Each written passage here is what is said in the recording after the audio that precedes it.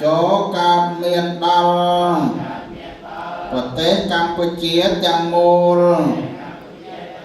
សូមសិរីសួស្តីចូលកើតមានដល់ប្រជាជនខ្មែរទាំងអស់ក្នុងថ្ងៃនេះខ្ញុំព្រះករុណាទាំងឡាយបានចម្រើនហើយនៅពុទ្ធានុសតិដែលជាកុសលមានអានុភាពច្រើនដោយពាក្យសច្ចៈនេះសូមសុខសន្តិភាពចូលកើតមានដល់ប្រទេសកម្ពុជាទាំងមូលសូមសិរីសួស្តីចូលកើតមានដល់ប្រជាជនខ្មែរទាំងអស់សូមអនុមោទនា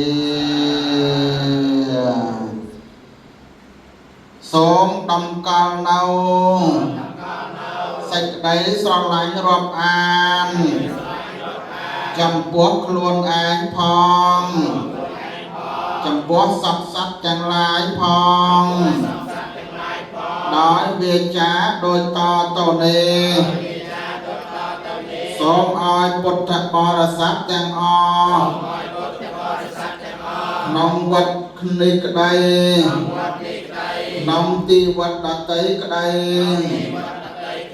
សូមបានដល់នៅសេចក្តីសុខរួចផុតចាកតោជាអ្នកមិនមានពៀមិនមានព្យាបាទមិនមានតោមានតែសេចក្តីសុខសូមរក្សាខ្លួនចងអនុមោទនាសូមមនោទេវតាមានការគោរពទាំងថ្ងៃទាំងយប់ក្នុងព្រះសាសនាសូមបានសម្រេចប្រាថ្នាអស់នៅតណ្ហាទុក្ខាសោក